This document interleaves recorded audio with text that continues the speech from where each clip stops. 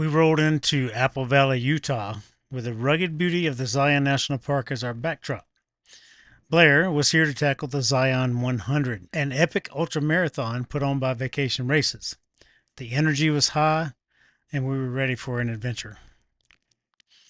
After arriving, we had an evening to settle in.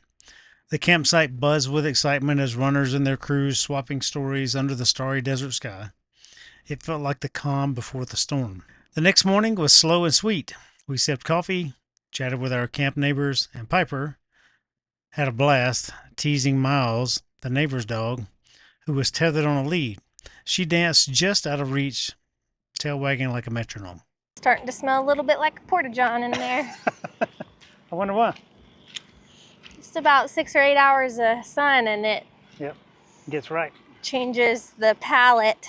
We are currently outside of Zion National Park In Apple Valley, in Apple Valley, Utah, in the desert, at like 4,000 feet, maybe 5,000. And we're at a vacation race, Zion 100 mile, along with lots of other distances.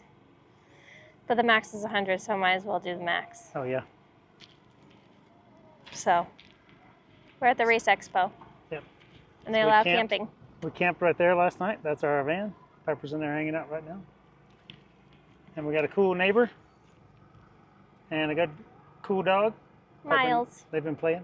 Yep. So I'm going to pick up the bib and get the race info. Race info, race packet, all the things, and then I gotta drop off my drop bags later. Okay. Hopefully when they're not gonna melt in the sun. Yep. For hours. Blair then grabbed her race packet. We headed back over to the van for a tour of all the things she had to do and giving me my brief on what my jobs were as a race crew. All right, this is my bin, my goodie bin. So everything I have on is here. I'll start with shorts and a shirt and then a long sleeve. I've got gloves, a headlamp because we start at 5 a.m., sunglasses, my first aid kit, rain jacket, ice bandana, an emergency blanket. She walked us through her gear and her game plan for this 100-mile journey ahead. Strategy, hydration, nutrition, every detail matters in these races. Okay, I'm loading this back up. And then we headed back over for the race brief to soak in the details. We squeezed in a quick bike ride and mingled with fellow campers. Blair fueled up with her pre-race ritual, a classic cheeseburger, before shutting the van doors for an early night. The race was calling, and it started early. You got your pre-race supper? Pre-race dinner that's Piper, what you doing? already been licked by a dog.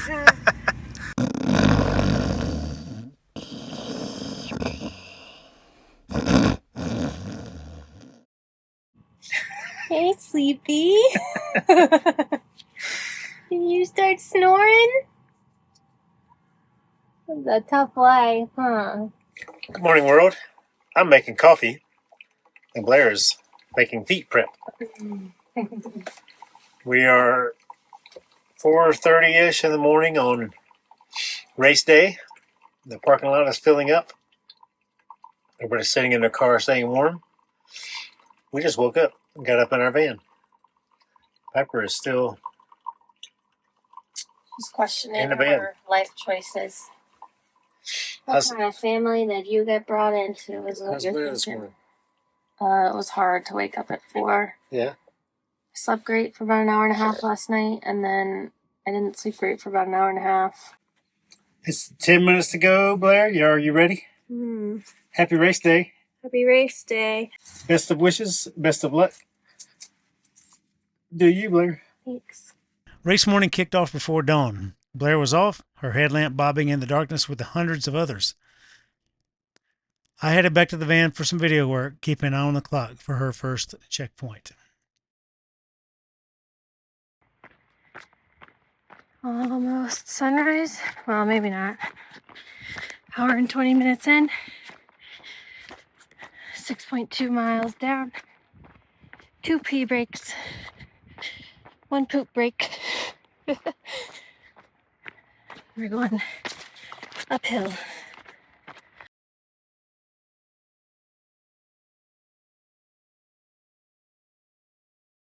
Hope Blair is enjoying this beautiful, almost sunrise this morning. But the skies here in southern Utah are quite magical. Pepper, do you agree? Is it pretty? Mile 14 on Grafton Mesa. Came from there up the hill here. I think I'm 17 point something miles in. Grafton Notch aid station is back there. Refilled on water. Should probably eat something, but so far the gels and the applesauce are working. At mile 18.5, I caught Blair at the first checkpoint I could access. She was all smiles, spirits high. Even as the sun climbed and the desert temperature started to soar, she was in her element. 18 miles in. Yeah. Up and down, up and down. Up and down, up and down. Up 5 feet, down 5 feet, up 5 feet. Like, how you feel? my knee bothered me for a little bit. It's still painful in the downhills.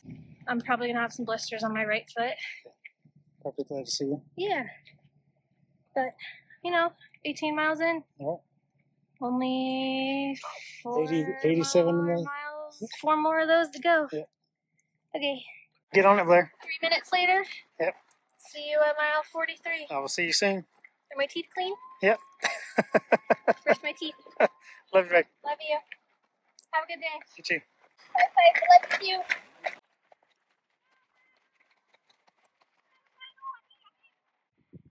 Aid station over there.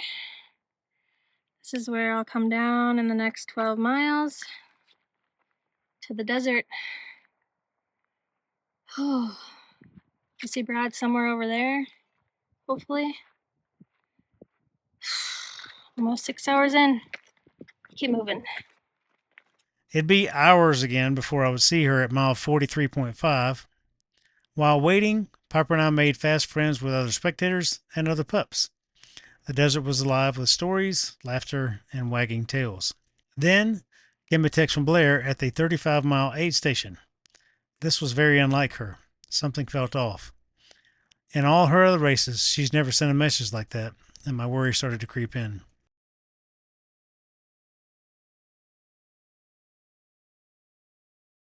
After tracking her on the race app for what seemed like forever, I spotted her in the distance.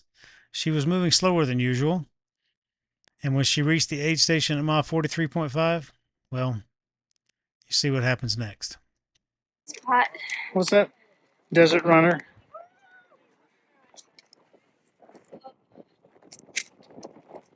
Desert. It's rough. Like the Utah desert. It's rough. Of just like rock. So 17 miles were New Hampshire. 17. Well, yeah. And in reference to that, if you don't know, we hiked the Appalachian Trail in the summer of 2023, and here are my thoughts on New Hampshire. Dear Appalachian Trail Committee, Commission, whatever you are, this should never be considered a trail under any circumstances. Day, night drive, but particularly when it's wet like this. This is the most dangerous damn state on trail I've been in yet. Because after that was straight, I fell twice. I stabbed myself in the leg with my trekking pole. Missing skin, but it didn't bleed. It was just 11,000 feet straight. Like, you have no grip on your shoes. You just slide the whole way down. Some days you win, some days you don't. Today, Blair don't, but that's okay. She completed 43.5 miles and has not felt well in the last 12 miles, probably. Since 23. Yeah, so 20 miles. She hadn't felt well, so we're going to call it for just safety reasons because it's getting evening time and dark time, and I will show you in just a moment what it's going to look like that she would have to climb. It's a giant, how many feet?